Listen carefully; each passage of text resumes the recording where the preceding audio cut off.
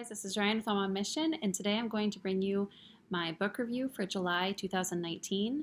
As a reminder, these are books that I have read this past month, as well as my third grader. And for fiction, for me, I read for the first time Wuthering Heights by Emily Bronte. I have read a couple other Bronte sister books. This one was definitely not my favorite.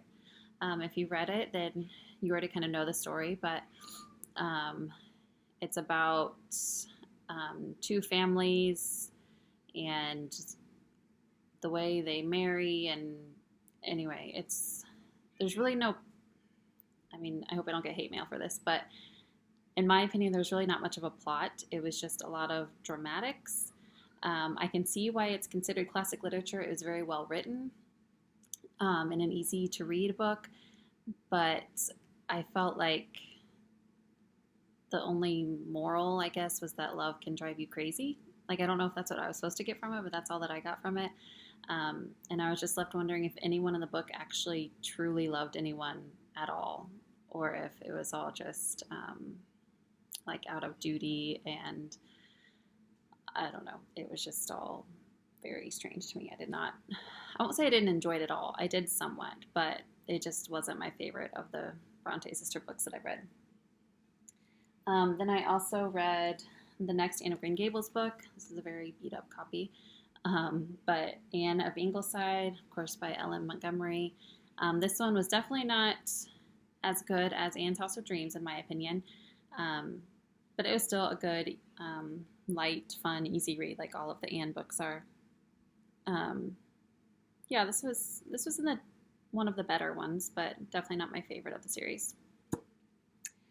And then for my last fiction, I haven't finished this, but I am a little ways into Final Girls by Riley Sager. This was recommended to me by my sister, who also likes Ruth Ware, which, if you remember last month, I went on a huge Ruth Ware binge. And so far I like it. I just have not had as much time to read this year because we've been lesson planning and prepping for school to start next month. So, so far so good, but next month I will hopefully share with you what I thought of this altogether. For my nonfiction reads this month, I am working on, and I'm just about done, so I'm going to go ahead and tell you what I think of this book. It's actually a devotional type, written in a devotional format. There you go. Comforts from the Cross by Elise M. Fitzpatrick. And it says celebrating the gospel one day at a time. So it is 31 days. And it has, each day has a different little header. Like day 13 was the joy of obedience. And then it gives a scripture. And then at the end it usually has some sort of prayer. But this is just really good. A good way to motivate you and encourage you in light of the cross. It's not a typical feel good, mushy, I don't know, like self-help devotional. You know how some of the devotionals, it's just like, you're so great, you're so good, you got this, go girl, go. It's not like that. It's very gospel-centered, it's very cross-centered, and it just does a very good job at taking the things that we face and the emotions we go through and pointing them to the cross, and where do those lie kind of in light of the gospel. So, very good book. I'm actually going to share a little piece from that in a video soon, so be looking out for that. And then, so I'm just about done with that. I got a little bit behind, so I have like a couple days to catch up on, but I'm basically done with it. And then last month I mentioned starting the book Bonhoeffer by Eric Metaxas. And I did not get to finish that before I had to return it to the library. It was an audio rental. And so I put myself back on the wait list for that. So I'm still only about halfway through with that. But it's just a biography about Bonhoeffer. So once I get that back, I will finish it up, which will hopefully be this month still. And then I also started The Holiness of God by R.C. Sproul. It is amazing. He does a very good job at explaining what holiness is and what makes God holy. And, because that's kind of a word that we throw around a lot in Christian culture, but does anyone really know what it means, So I'm only getting close to halfway through with that, so I'll give a full review next month. And then I did want to recommend a podcast. Sometimes I do this, sometimes I don't, if I have one that I specifically would like to recommend. This month I want to recommend Cultish. I think I may have mentioned it on here before, I'm not quite sure. It's another one put out by Apologia Studios, and they're the ones who do the Sheologians podcast, which is one of my absolute favorites. So this, as you might tell by the name, talks about different cults, but there's lots of podcasts that talk about cults.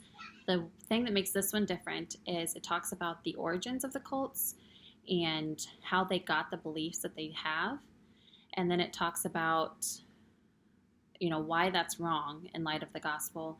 And, they interview people who have come out of those cults. So they have kind of an insider's perspective on them.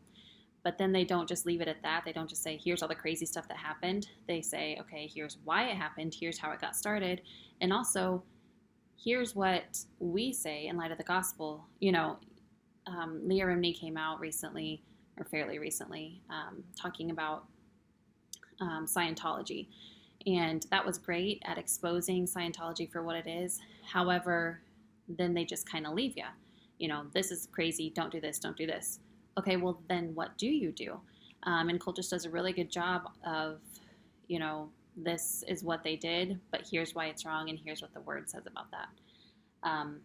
And also importantly, they talk about how to interact with people who might be part of those cults, which some of them, Jim Jones, that's over and done with. But some of the more modern cults, Jehovah's Witness, Mormonism, they interview people who have come from that and then talk about how you can minister to someone who might be in that.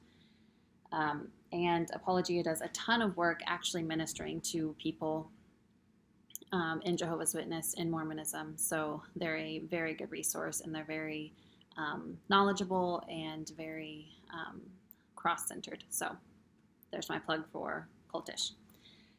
As for my third grader, he finally finished up his Tides of War book that I think he started back in June.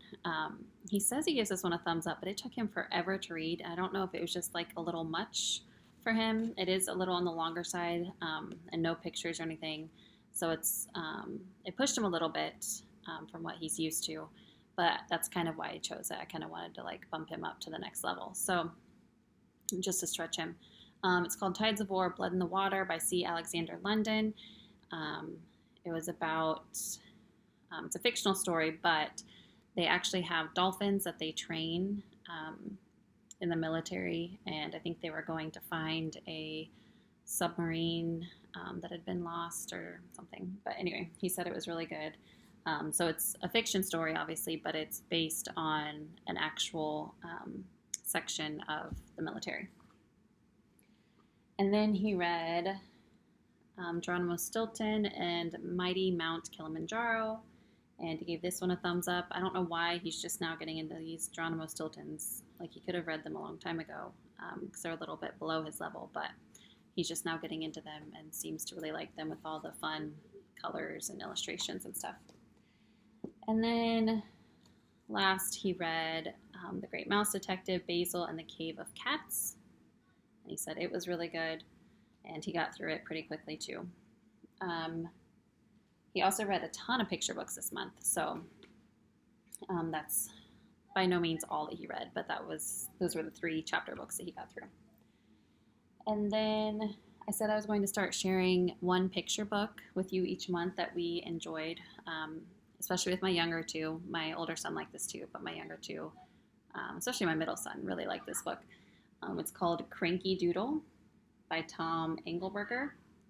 And as you can tell, it's a conversation between Yankee Doodle and his horse. And just kind of a little bit talks about what the words of that song mean, but also is just funny because the guy is really cranky. And anyway, it's kind of a silly book, but also fun. And then my son informed me of where the song Yankee Doodle actually came from and taught me a lesson that I didn't know. He said it was in some history book he was reading. I don't know. And then last but not least, we are finishing up today, finally, The Indian in the Cupboard. This one took us forever to get through. Not necessarily because of the book itself, it was just we did not do a ton of reading aloud this summer, not as much as I would have liked to. And when we did, it was a lot of picture books and Bible. So, and I think that's okay, especially for the ages my kids are. Anyway, we have a tiny bit left in this book, but I'm going to go ahead and give it the review so I can stop showing it to you. We liked this book a lot. My kids really enjoyed it. My only problem with it, I remember reading it as a kid and liking it. My only problem with it, reading it aloud, some of like the phraseology and different terms they used were kind of different for me, so I stumbled a lot when reading. And I don't know if it's because it's a Canadian book or what it was, but I mean, the story itself, excellent. But I kind of stumbled when I was reading it aloud. It's probably a good exercise for me. I also had to explain to my kids like what a lorry was and, a few words, what a basin was, words that we don't typically use here in the United States that they use in the UK and Canada and stuff. So anyway, good book. We will soon be watching the movie. We've already watched it once, but I want them to watch it again now that we've read it. So that's double checking. Yes, that is all of our books for the month of July. And I thank you for watching. Comment down below what you've been reading and if you've read any of these books and what you thought of them. And I'll catch you next time. Bye.